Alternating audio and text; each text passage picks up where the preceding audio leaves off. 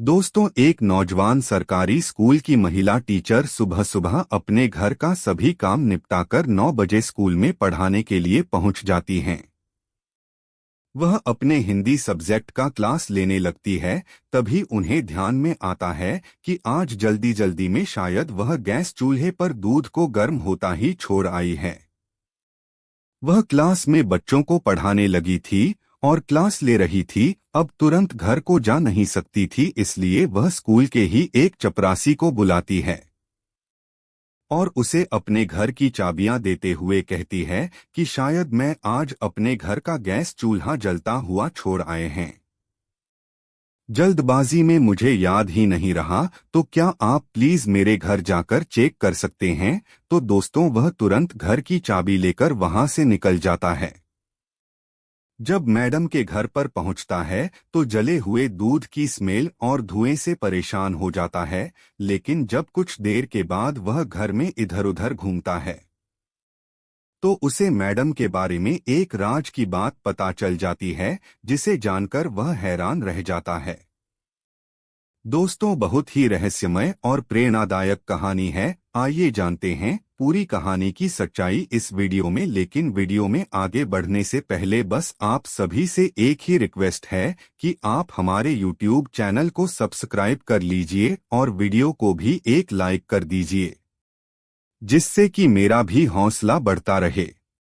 दोस्तों, यह कहानी है यूपी के श्रावस्ती जिले की एक लड़की जिसका नाम मीनाक्षी होता है। 28 साल उनकी अभी उम्र है। एक सरकारी स्कूल में एक टीचर होती हैं। उनकी पोस्टिंग गोरखपुर जिले में होती है।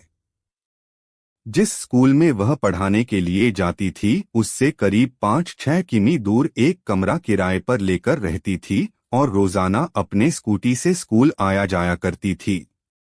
एक दिन वह जल्दबाजी में स्कूल आती हैं तो स्कूल आने के बाद उन्हें अचानक ध्यान आता है कि उन्होंने शायद गैस चूल्हे को जलता हुआ ही छोड़ दिया है। तुरंत वह स्कूल के चपरासी को बुलाती हैं, जिसका नाम अरुण कुमार होता है। उसे सारी बात बताएं कि देखो, ऐसे ऐसे बात है, क्या प्लीज आप इसी वक्त मेरे कमरे पर जा सकते हैं। दोस्तों, वह तुरंत कमरे की चाबी लेता है और फौरन अपनी मोटरसाइकिल उठाकर मैडम जी के घर पहुंच जाता है।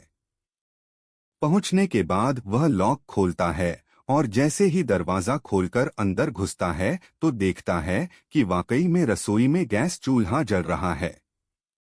उस पर एक दूध का बर्तन रखा हुआ है, जो कि अब जलकर काला पड़ गया है। दूध के जलने की स्मेल और धुआं पूरे कमरे में फैल चुका था। वह तुरंत कमरे की दोनों खिड़कियां खोलता है। दरवाजा तो पहले ही खुला हुआ था। कुछ समय के बाद जब धुआं बाहर निकल जाता है और स्मेल भी कम हो जाती है तो वह अब कमरे में इधर उधर अपनी नजरें घुमाने लगता है।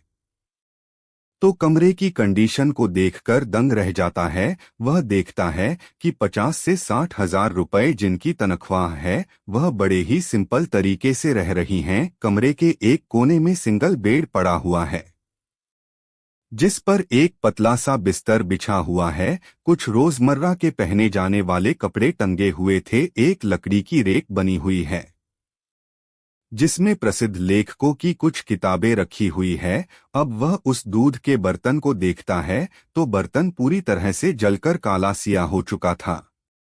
अब वह सोचने लगता है कि मुझे क्या करना चाहिए। इस बर्तन को ऐसे ही छोड़ दूं, यह साफ करो, मैडम आएगी तो फिर उन्हें ही इसे रगड़कर मांजन पड़ेगा। उसका दिल दिमाग बड़े ही संकोच में पड़ जाता है। फिर वह फैसला करता है कि चलो, इसमें कोई बात नहीं, मैं ही साफ कर देता हूं, क्योंकि स्कूल में भी चाय पानी का काम वही देखता था। करीब 1-1.5 लीटर दूध उसे बर्तन में था, जो पूरी तरह से जलकर काला पड़ गया था। अब वह उसे साबुन वगैरह से रगड़ रगड़ कर अच्छी तरह से साफ सुथरा कर देता है। गैस चूल्हे को भी सफाई कर देता है। रसोई में भी हल्का पोछा लगाकर, मतलब सभी चीजों को बढ़िया से पहले जैसा कर देता है। और फिर थोड़ी देर के लिए उनके बेड पर बैठ जाता है। तभी उसकी नजर अलमारी में रखे किताबों के बीच में एक फोटो एल्बम पर पड़ती है। वह उत्सुकता के साथ एल्बम को उठा लेता है। और देखना शुरू कर देता है क्योंकि मीनाक्षी मैडम की जिंदगी के बारे में कोई कुछ नहीं जानता था। वह स्कूल के टीचर और स्टाफ से भी बहुत कम बातें किया करती थी और जिस जगह कमरा लेकर रह रही थी यहाँ भी किसी से कोई मतलब वास्ता नहीं रखती थी। अपना जो कुछ भी काम होता था खुद ही किया करती थी। किसी को भी उनकी जिंदगी के बारे में ज्यादा कुछ जानकारी नहीं थी। वह जब फोटो की एल्बम को पलट पलट कर देखने लगता है तो जो उनकी फोटो उसमें आ रही थी उन्हें देखकर अरुण बहुत ज्यादा आश्चर्यचकित रह जाता है। करीब 6-7 साल पुरानी फोटो के एल्बम में मीनाक्षी बहुत ही खूबसूरत लग रही थी। जब उनकी उम्र शायद 20-22 साल ही हो, वो बेहद खूबसूरत दिखाई पड़ रही थी। फोटो में उनके साथ एक लड़का भी दिखाई देता है। उस लड़के के साथ मीनाक्षी की बहुत सारी तस्वीर होती हैं। तस्वीर में वो दोनों एक दूसरे के बहुत ज़्यादा करीब होते हैं। उन्हें देखकर ही लग रहा था कि जैसे एक कपल है। गर्लफ्रेंड बॉयफ्रेंड जैसे बहुत ही खुश दिखाई दे रहे थे। अरुण कुमार पूरे एल्बम को देख लेता है और बहुत ज़्यादा सोच में पड़ जाता है कि ये वही मीनाक्षी है। अब दोस्तों अरुण को काफ़ी समय हो चुका था, तो वो एल्बम को वहीं रख देता है जहाँ से उसने उठाई थी। फिर कमरे से बाहर निकलकर दरवाज़ा अच्छी तरह से बंद करके ताला लगा देता है। उसके बाद स्कूल आ जाता है। फिर मैडम के सामने पहुँचता है तो मैडम पूछती हैं क्या हुआ, तो बोलता है क्या होता है मैडम जी, जिसका आपको डर था वही हुआ। गैस चूल्हा चालू था और सभी दूध जल गया था। पूरे घर में दूध के जलने के कारण स्मेल आ रहे थे। अगर आपको ये बात याद ही ना आई होती तो क्या होता। अब दोस्तों अरुण मीनाक्षी मैडम को चाबियां वापस कर देता है और दोनों अपने अपने कामों में लग जाते हैं। जब स्कूल की छुट्टी के बाद अब मीनाक्षी अपने घर पहुंचती है तो देखती है कि सभी कुछ पहले ही साफ कर दिया गया है। वो ये सब देख कर हैरान रह जाती है। वो तो रास्ते में ही सोचते हुए आ रही थी कि आज तो बर्तन पूरी तरह से जलकर काले पड़ गए होंगे, मुझे बहुत मांजना पड़ेगा। लेकिन अरुण ने तो पहले ही सभी काम को बड़े अच्छे से कर दिया था। अगले दिन जब मैडम स्कूल जाती हैं तो अरुण को अपने पास बुलाती हैं और कहती हैं कि आपने क्यों इतनी परेशानी उठाई, आपको बर्तन को मांजने की या साफ करने की क्या ज़रूरत थी। तो अरुण कहता है कि मैडम जी कोई बात नहीं, क्या हुआ, मेरा तो काम ही यही है, वो आपको भी मांजना ही पड़ता, आपको परेशानी होती, यही सब सोचते हुए बस मैंने मांज दिया। तो मीनाक्षी मैडम कहती है कि मैं इतनी भी आलसी या कमज़ोर नहीं हूँ, अपना काम खुद ही कर लेती हूँ। तो फिर अरुण उनसे पूछता है कि वैसे मैडम जी आज तो आप गैस चूल्हा बंद करके आई हो ना। फिर मीनाक्षी मुस्कुरा जाती है और बोलती है कि अरे मैं इतना भी भुलक्कड़ नहीं हूँ, वो तो कल किसी और ही ख्याल में थी इसलिए गैस को बंद करना भूल गई थी। आपका बहुत बहुत धन्यवाद। अब दोस्तों अरुण को थोड़ा मौका मिल गया था उनसे कुछ पूछने का और वो बहुत ही उतावला भी हो रहा था उनकी ज़िंदगी के बारे में जानने के लिए। तो बोलता है कि मैडम जी किसके ख्यालों में इतना भी नहीं होना चाहिए, किसी के बिछड़ जाने से या छोड़ कर जाने से हमारी ज़िंदगी ख़त्म तो नहीं हो जाती है। अब मीनाक्षी अरुण की ये बातें सुनती है तो दंग रह जाती है कि आखिर ये कहना क्या चाह रहे हैं। लेकिन तभी घंटी बजती है और मैडम के क्लास लेने का समय हो जाता है।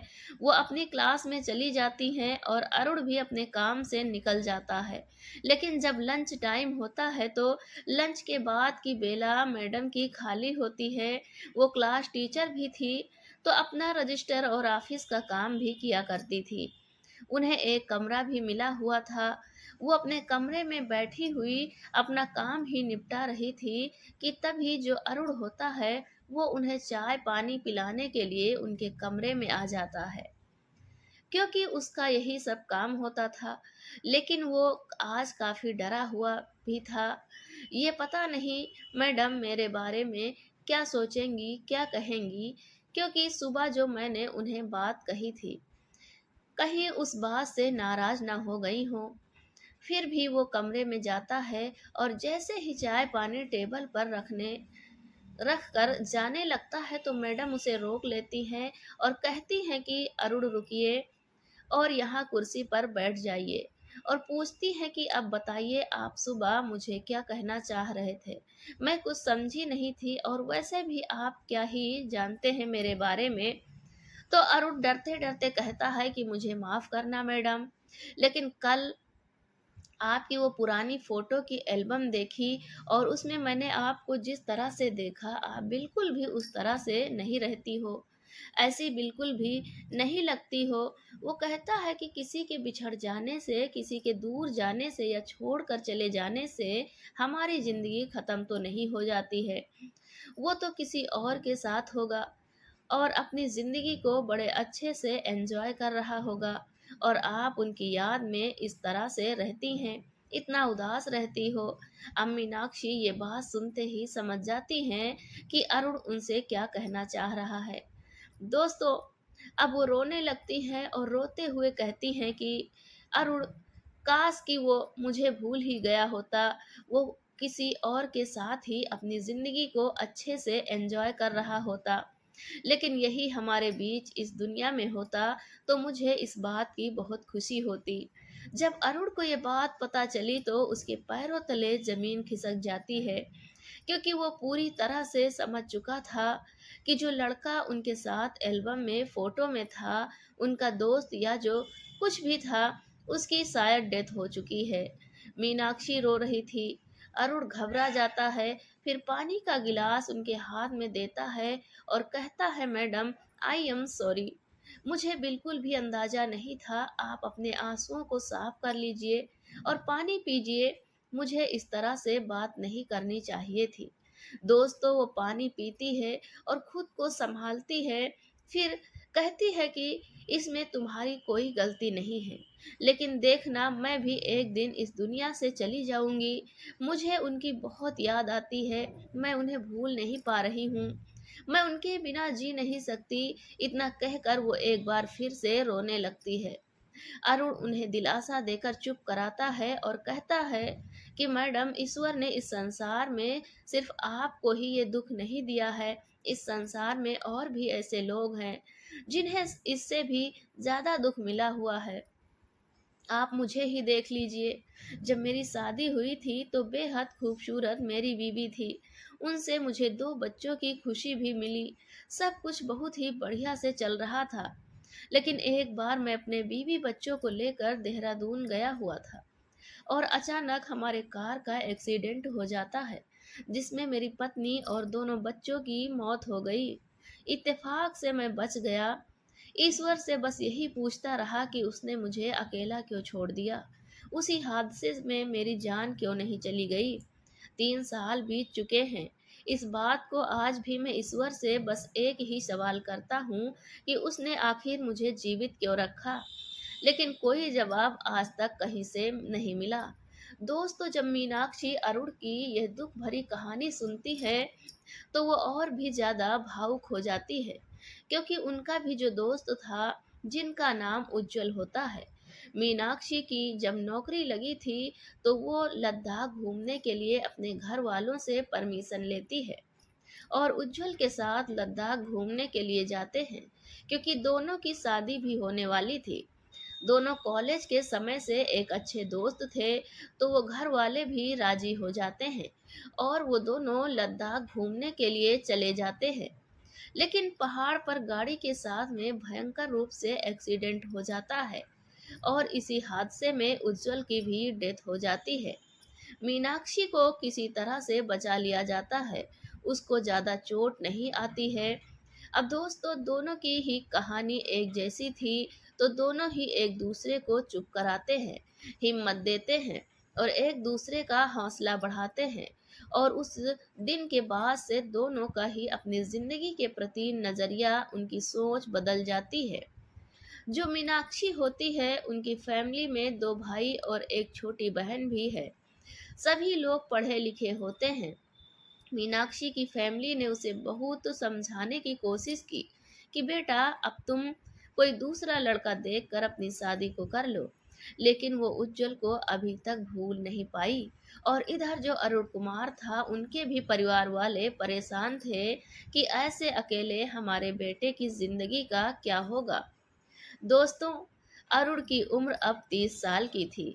उसके बीवी बच्चों को गुजरे 3 साल हो चुके थे। वो भी आज तक उन्हें भूल नहीं पाया था। 3 साल मीनाक्षी को भी हो गए थे। वो भी अपने प्यार को नहीं भूल पाई थी। अब दोस्तों, इसके बाद दोनों एक दूसरे के सुख दुख के साथी बन जाते हैं। दोनों ही एक दूसरे की भावनाओं को अच्छे से समझने लगे थे और धीरे धीरे दोनों के बीच नजदीकियां बढ़ने लगती हैं और दोनों एक दूसरे से प्रेम हो जाता है। और शायद ईश्वर को भी यही मंजूर था।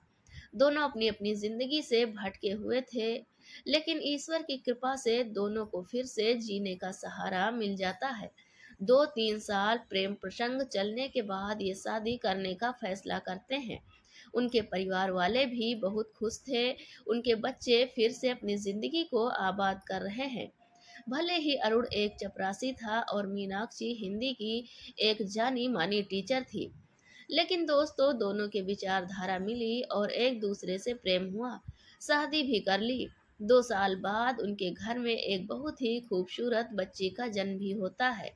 बच्ची के जन्म से दोनों की खुशियों में चार चांद लग जाते हैं। अब परिवार हंसी खुशी अपना जीवन बिता रहे हैं। तो दोस्तों, ये रही आज की कहानी। आपको कैसी लगी कमेंट करके ज़रूर बताइए। अगर कहानी आपको ज़रा भी पसंद आई हो तो हमारे यूट्यूब चैनल को सब्सक्राइब कर लीजिए और वीडियो को भी एक लाइक कर दीजिए। मिलते हैं फिर से एक नई और इंटरेस्टिंग कहानी के साथ। तब तक के लिए धन्यवाद।